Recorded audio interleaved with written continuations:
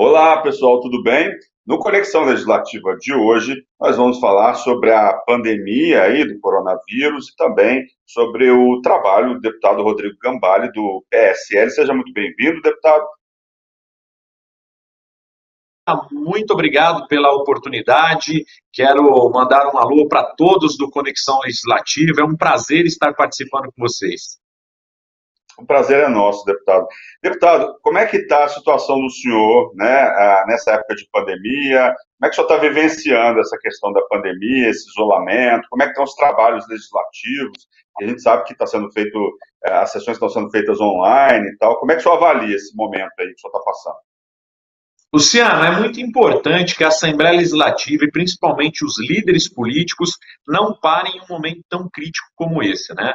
A Assembleia Legislativa de São Paulo foi a primeira da América Latina a tomar iniciativas em começar as suas sessões de forma remota, né, virtual, para que os trabalhos e principalmente para que os projetos de leis, as ações em relação ao combate do Covid-19 não parassem e se intensificassem ainda mais.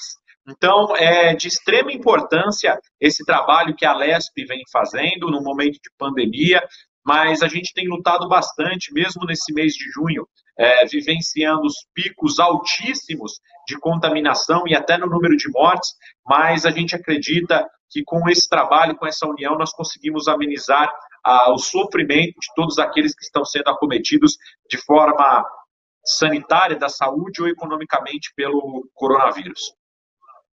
Deputado, quais são as ações aí do mandato do senhor em relação a a ajuda ao combate à pandemia? O senhor estava me falando antes que tem a questão da policlínica que abriu agora no início de junho, né? Conta pra gente um pouco aí das ações. Bom, primeiramente, Luciano, a gente fez alguns projetos de leis, como a solicitação de um auxílio emergencial aos transportadores escolares, aqueles tios das vans. A gente também fez um projeto de redução linear de 30% nas mensalidades das escolas particulares, tanto do ensino fundamental, médio e também do ensino universitário.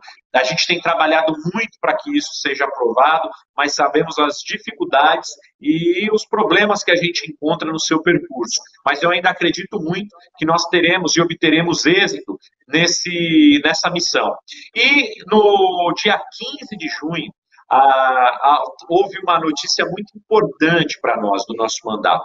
Foi a minha principal promessa. Eu sou de Ferraz de Vasconcelos, Alto Tietê, região metropolitana do estado de São Paulo, e há 10 anos praticamente, Luciano, nós temos um hospital que, se até vocês puderem colocar imagem, é o Regional de Ferraz de Vasconcelos.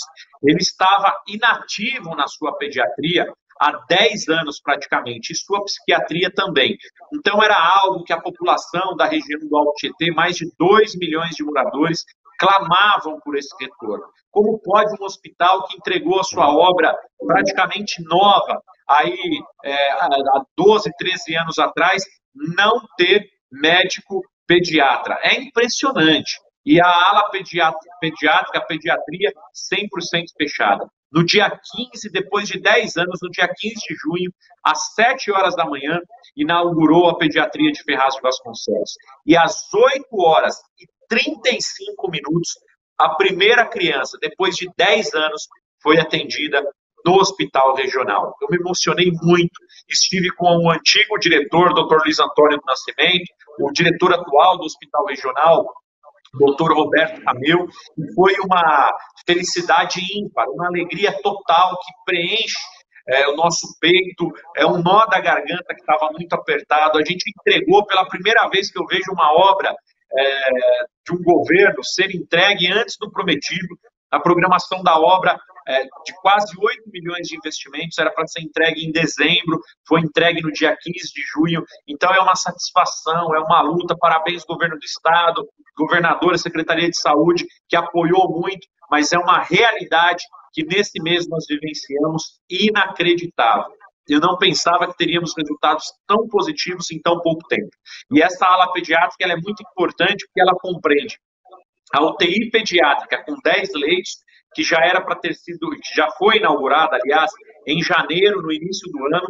Ela tem o pronto-socorro infantil, né, que é a portaria, uma sala de triagem, a sala de medicação, 3 consultórios com 3 médicos pediatras de plantão, a sala de enfermaria, perdão, a sala de emergência, a de observação e a enfermaria com mais 27 leitos. Juntando a UTI, a enfermaria e também a sala de observação, nós estamos falando de 43 leitos para as crianças do Alto Tietê. É uma estrutura magnífica que eu tenho certeza que será muito bem-vinda, onde as mães da região terão, as mães, avós e crianças terão o seu local com pronto atendimento maravilhoso, reestruturado, muito bem montado e equipado.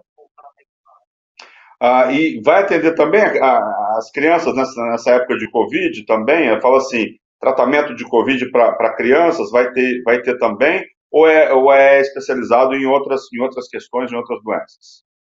Luciano, eles têm uma separação, porque acontece o seguinte, se os profissionais ficarem infectados, contaminados, cai o atendimento local, né? Então, Ferraz de Vasconcelos, o hospital regional, não receberia atendimento Covid, né? Ele não seria uma referência. Mas a gente viu a demanda muito alta, brigamos muito, lutamos muito junto ao governo do estado e conseguimos 25 respiradores para 25 leitos de UTI, além dos 12 que já existiam. Então, hoje, Ferraz de Vasconcelos, Hospital Regional, conta com 37 leitos de UTI, atendendo diretamente a população do Covid. Talvez a pediatria ela funcione para uma triagem, funcione para saber o estado de saúde grave, mais básico, mais simples, que a criança necessita, e ela vai ser transferida para dentro mesmo do hospital, na ala do pronto-socorro respiratório, na ala direcionada à Covid. Deputado, além dessa questão hospitalar, que é muito importante, né? Quanto mais leitos a gente tiver, não só para o Covid, mas também para outras áreas, né? Sempre muito bem-vinda. Essa história realmente é um momento bacana aí para o pessoal de Ferraz de Vasconcelos. Eu queria que o senhor falasse também de ações da Casa, né? Da Assembleia Legislativa, em relação ao combate. O que uma casa como a Assembleia pode contribuir para a sociedade nesse momento aí de pandemia, de isolamento, que a gente está começando a retomar um pouco as atividades, o que é possível fazer em termos de legislação para esse novo momento aí da economia, da vida, né, não só dos brasileiros, mas na vida do mundo, assim. O que a gente pode fazer para melhorar a situação, principalmente aqui no estado de São Paulo? Muita coisa pode ser feita, Luciano, como já foi feita, né? Nós cortamos na carne, mais uma vez, a Assembleia Legislativa foi pioneira. Fomos a primeira Assembleia a cortar na carne os seus benefícios, como, por exemplo, o fundo da Assembleia, que é na casa dos 68 milhões de reais, nós reduzimos em 80%, reduzimos o salário dos deputados em 30%, dos comissionados de 10% a 20%, fizemos uma redução de 40% na nossa verba de gabinete e em diversas gratificações e benefícios, com um total de 320 milhões de reais em economia da Assembleia Legislativa, revertidos diretamente ao combate do Covid-19. Além, é claro, que todas as mudanças, por exemplo, nós tivemos aí bilhões de reais que estavam aplicados em fundos especiais do Estado de São Paulo, e foi a Assembleia Legislativa que teve que votar a liberação desses fundos para que eles fossem revertidos em combate ao Covid.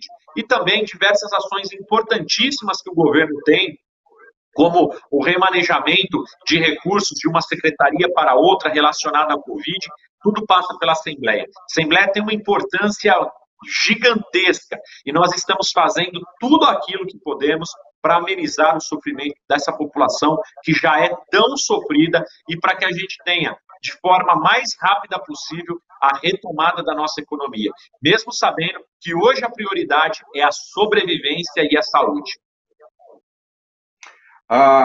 Falando um pouco aí de trabalho, né? Muito do trabalho dos deputados é também em campo, né? Vocês passam uma parte na Assembleia, mas também tem uma parte aí em campo.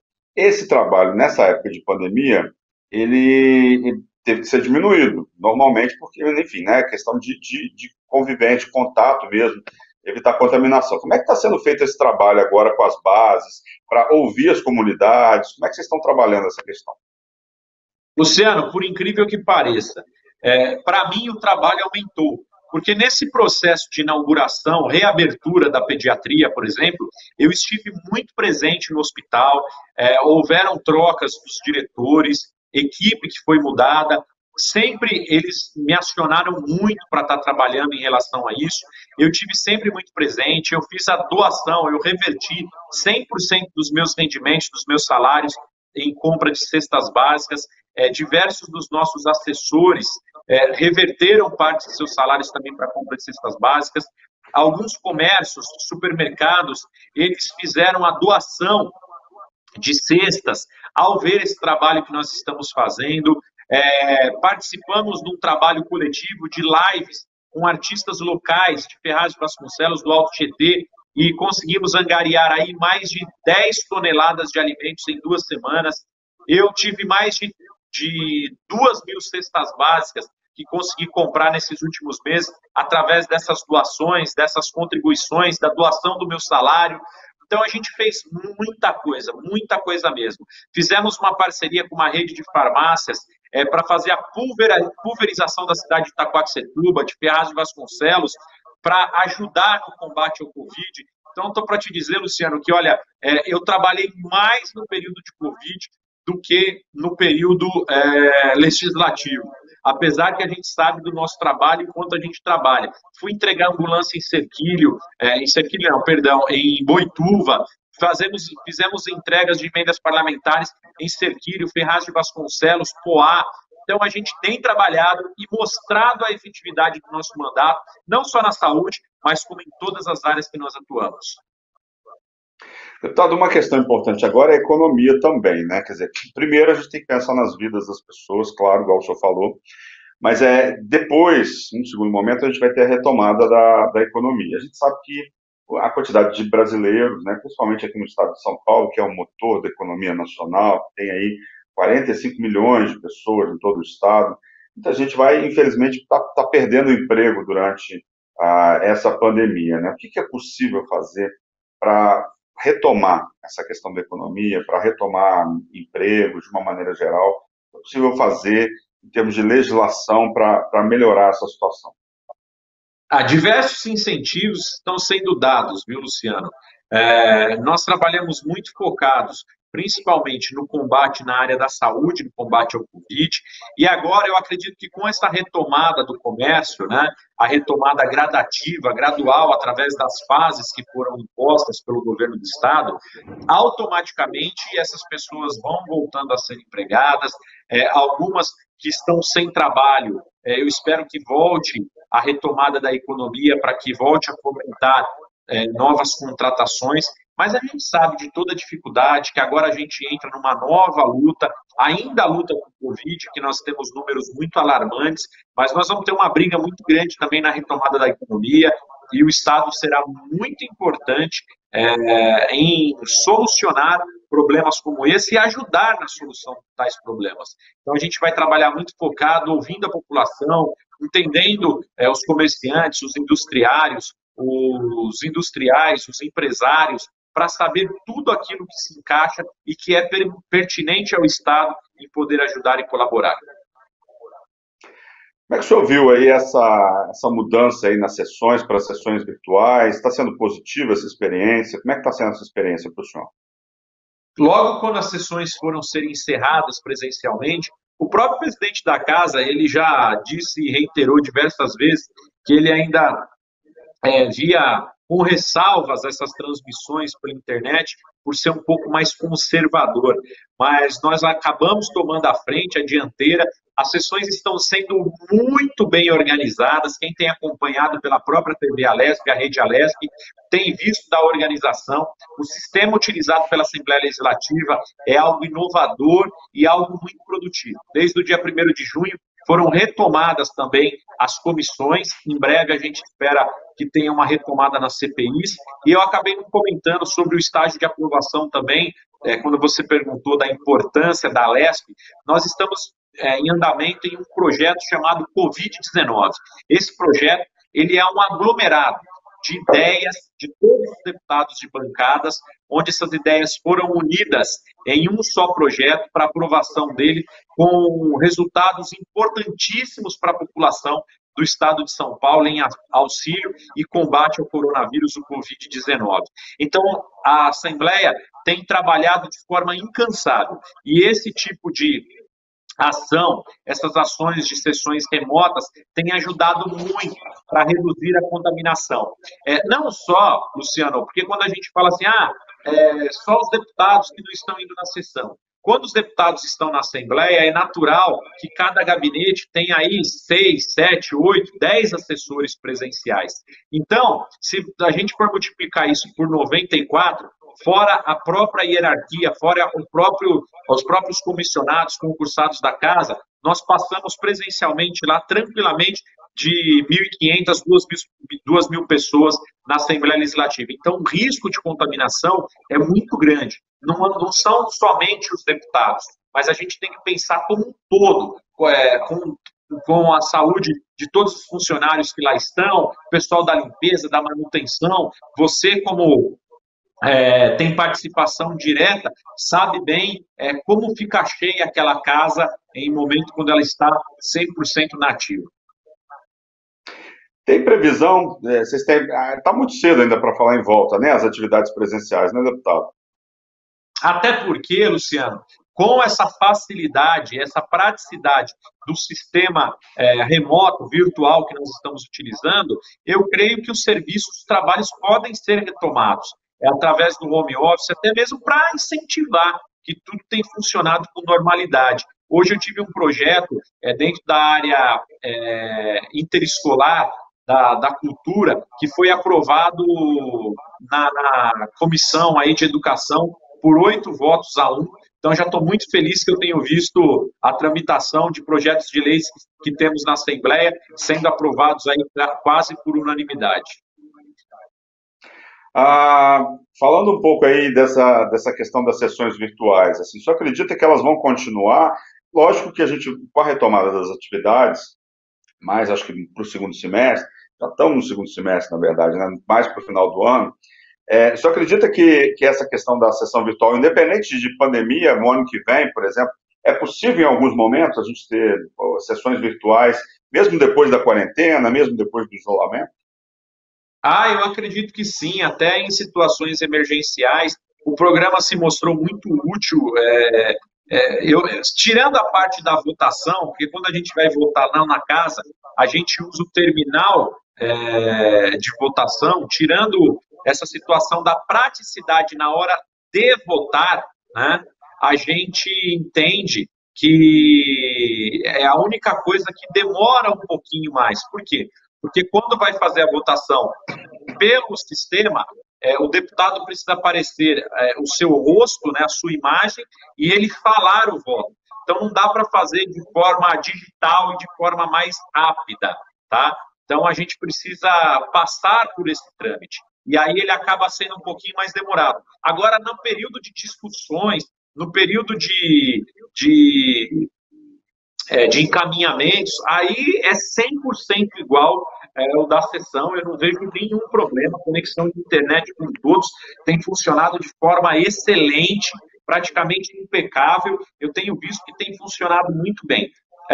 Todos os deputados, praticamente, creio que tem uma unanimidade, caso as sessões voltem a ser presenciais, em não ter nenhum tipo de parada agora no mês de julho, né, o recesso, o popular recesso, porque nós precisamos tirar o tempo perdido. Então, tudo que for para ajudar o Estado de São Paulo, ninguém nem está pensando em recesso, em parar. Inclusive, a gente podia estar parado sem fazer nada, né? O regimento, inclusive, permite momento de pandemia. Mas, logo na semana seguinte, já começamos a fazer as sessões de forma virtuais. Toda semana nós temos sessões. A última sessão que foi sobre a votação, uma das últimas foi sobre a votação do feriado, acabou 3 e pouco da manhã. a outra de sábado, indo até a tarde do sábado, na quinta-feira até meia-noite, 1 hora da manhã, na sexta até 3 horas da manhã. Então, é o trabalho incansável dos deputados. Eu quero parabenizar a todos os parlamentares. E a participação, principalmente presencial, tem sido recorde, porque todos os deputados têm, de forma remota, participado aí das sessões. Como é que o senhor vê a atividade política depois da pandemia?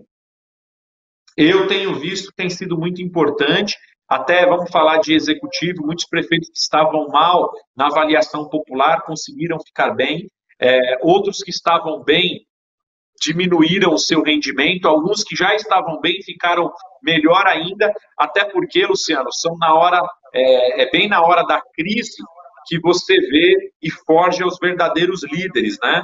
Então, a gente tem feito um trabalho muito importante, a população, eu tenho certeza que tem percebido a importância da classe política. É claro que cada decisão que a gente toma é uma renúncia de algum outro lado. A gente não consegue agradar 100% e dificilmente vamos agradar até 50%, mas a gente se preocupa muito em tentar fazer o bem para a maioria daqueles que confiaram, acreditaram no voto, para o Estado de São Paulo, para os moradores, população e principalmente aqueles que mais precisam, que são as classes mais inferiores financeiramente, que são aquelas que mais necessitam da política feita na sua mais perfeita forma, né? Que é através da colaboração, da contribuição, da solidariedade, de ações práticas do executivo, do legislativo, a política feita na sua essência verdadeiramente. É a maneira mais direta, prática e fácil de você conseguir fazer melhorar a vida das pessoas. E a participação popular, deputado, como é que ela pode acontecer nesse momento aí de sessões virtuais? Como é que as pessoas podem chegar até vocês através da internet? Eu, desde a época de campanha, continuo mantendo o meu número, que é o 9011, né, 94704-7879. Eu tenho muito contato direto com a população, eu tenho funcionado no meu escritório, não tenho marcado, feito agendas, mas tenho no meu escritório político atendido casos pontuais que são relacionados ao Covid, muitas vezes de atendimento assistencial mais necessário. Então, a gente tem mantido de forma reduzida o atendimento, feito um rodízio dos nossos colaboradores e assessores.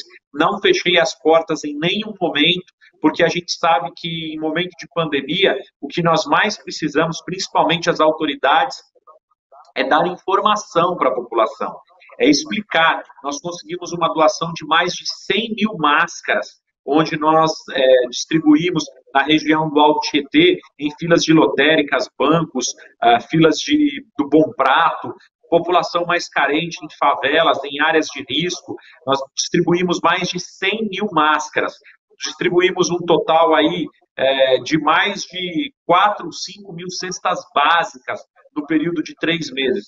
Então, nesse momento, nós não podemos parar. É o momento que nós mais precisamos nos entregarmos, nos doarmos à população que mais necessita. Existem iniciativas que as pessoas podem ajudar, porque eu acho que é um momento muito importante que as pessoas, né, que têm condição nesse momento, que estão aí trabalhando, que têm seus empregos aí mantidos e tal, né, de pensar no outro, né? O que as pessoas podem fazer, que tipo de iniciativas é possível participar nesse momento, que tipo de participação política é possível, o que pode ser feito aí para ajudar mesmo nesse momento? Eu acredito muito, Luciano, que agora é o momento da gente não falar muito de política, mas de ações relacionadas a isso, não de política eleitoral, mas sim política de mandato, de ação, de efetividade, pregar a união, a solidariedade e principalmente a compreensão. Tem muitas pessoas que lutam, principalmente os empresários, comerciantes, pelo fim do isolamento. Essas pessoas, Luciano, elas não são genocidas que querem assassinatos em massa. Não, elas estão preocupadas com a saúde financeira, com a economia, com a saúde até mesmo física de seus colaboradores, a saúde para que o pai de família, a mãe de família, que é a mãe de arrimo, né, que ela possa sustentar a sua família através dos seus rendimentos mantidos, do não desemprego. Então, eu entendo que esses empresários, esses comerciantes, eles querem fazer com que as pessoas enfrentem o Covid, mas também não morram de fome. Mas nós precisamos ter compreensão que aquelas pessoas que não querem trabalhar não são vagabundos, não querem ficar em casa também com as pernas para o ar. Muitas vezes essas pessoas têm um filho com bronquite, com asma, com alguma doença respiratória em casa. Muitas vezes essas pessoas, esses trabalhadores, eles têm um pai, uma mãe, um avô que mora com eles e está dentro da área de risco, que muitas vezes nessa área de risco, nesse grupo de risco, ele tem a idade do grupo de risco, ele tem doença pulmonar, alguma dificuldade pulmonar, broncopulmonar, ele tem alguma doença como diabetes. Então, a gente não pode julgar num momento como esse. Nós precisamos ter compreensão, nós precisamos de solidariedade, entender o momento de cada um e respeitar a decisão de cada um. Nesse momento, nós só venceremos o Covid com união. Então, é isso que nós mais precisamos, é compreender e se colocar no lugar do próximo. Tá certo, eu gostaria de agradecer a presença do deputado. Deputado, muito obrigado aí pelo debate aí com a gente sobre a Covid, sobre a atuação legislativa, sobre política, sobre ajudar o outro, igual o senhor está falando aí. Luciano Teixeira, muito obrigado, Conexão Legislativa. Eu fico muito feliz em poder participar aqui contigo, Luciano, com todos que nos assistem, aos web espectadores, aos telespectadores e a todos aqueles que acompanham o nosso trabalho. Nosso mandato é isso, é prestar contas, é a função do homem público, prestar contas àquele que o elegeu e àquele que ele passa a representar depois de eleito. Muito obrigado pela oportunidade, vamos juntos combater o Covid. E fique em casa, se possível. Previna-se, cuide-se. Ao sair para a rua, use máscara o tempo todo. Um grande abraço, muito obrigado. Obrigado, deputado, muito obrigado aí pela fala, pedindo o pessoal para ficar em casa. Bem, o Conexão Legislativa de hoje fica por aqui, lembrando que você pode assistir esse e outros programas da Rede Alesp, nosso canal no YouTube, é só digitar Rede Alesp. Nós voltamos no próximo programa, discutindo outro assunto de relevância para a sociedade. Obrigado pela audiência, tchau.